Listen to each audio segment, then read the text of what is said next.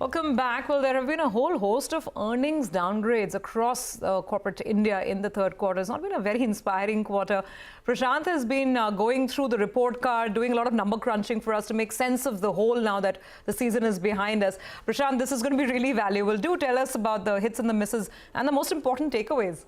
Unfortunately, so it'll be more misses than hits. And what we're going to do is basically look at how earnings expectations for the full year FY24 have changed in the last 1 month. So, what were earnings 1 month before, which is right before the earnings season started for the full year. And this is FY24. And at the end of the earnings season, what are expectations like? So let's start with the Nifty 50 companies. As you can see, 56% of the Nifty 50 companies have seen downgrades. Numbers are on your screen. 28 companies have seen downgrades, 5 have seen no change, and 6 companies have seen downgrades of under 1%. Upgrades are 11. That is about 20% or so, 22% or so have seen upgrades. Now, the biggest upgrades and the biggest downgrades on the Nifty are on your screen. You can see financials, you can see a spot of FMCG, and there is an auto company on your screen as well. The downgrades are spread out: Divi's Laboratories, Tata Steel, Kotak Bank, Apollo Hospitals, and Bharti. Now, mind you, these are earnings downgrades.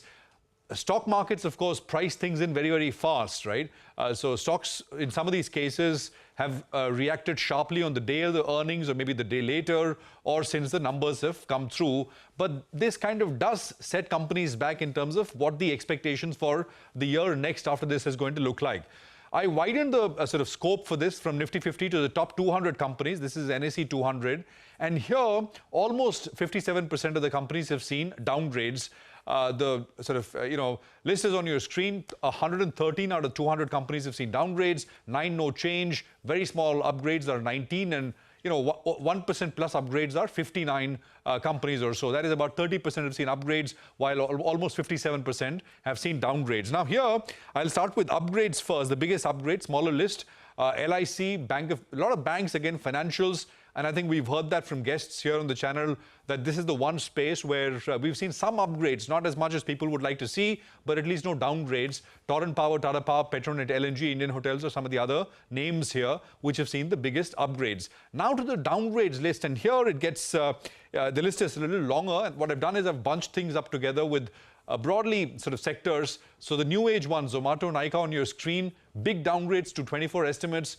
Look at the consumer durables SPAC, Dixon, for example, it's a poster boy for PLI, manufacturing, that kind of thing, 15.5% downgrade.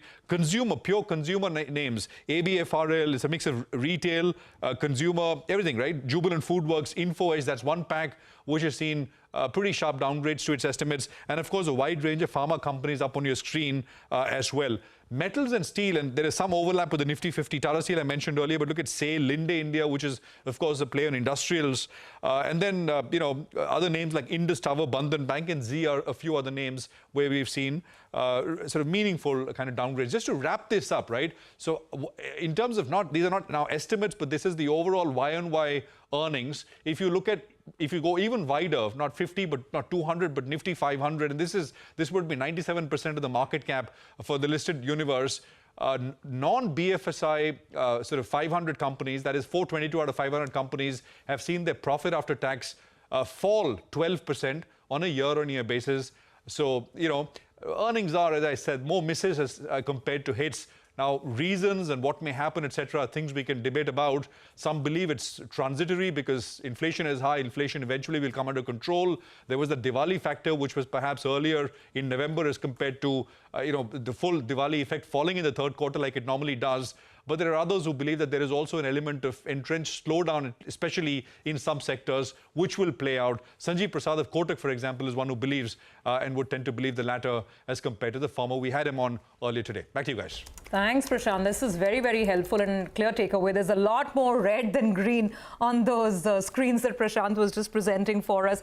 In fact, this ties in with something that we heard from Gautam Duggad of Motilal Oswal. He also pointed out that in specific, discretionary consumption is the hardest hit, whereas the upgrades in autos are very well documented, and also the slowdown in metals is probably here to stay at least for a while. Here in the views that came in from Motilal Oswal earlier. Strength in the earnings that we had seen throughout 2021, 2022, some part of that has started dissipating beginning of FY23.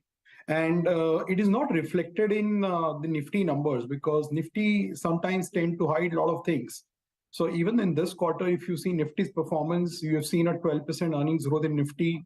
Expectation was 14%, so nothing wrong. It's only in the broader market, the pain is far higher. Auto has gone through 5 years of a down cycle, both in volumes and profitability. And this is the first quarter after last many quarters that auto has actually seen a material earnings upgrade. And the breadth to the earnings upgrade in auto sector is also quite high. And of course, financials continues to remain very resilient. Auto has been a positive revelation. Consumption has been a bit of a concern because there is a broad-based consumption slowdown, which is reflected in the numbers, whether you look at staples, discretionary, durables, and of course, two-wheelers. We're expecting that auto cycle, which has seen a first year of a decent earnings, will continue because you're coming on a back of 5 years of a no growth or rather degrowth of 5 years. Motherson is already part of our top 10 2023 ideas and numbers were good. We had upgraded earnings after the quarter and this acquisition obviously is making sense.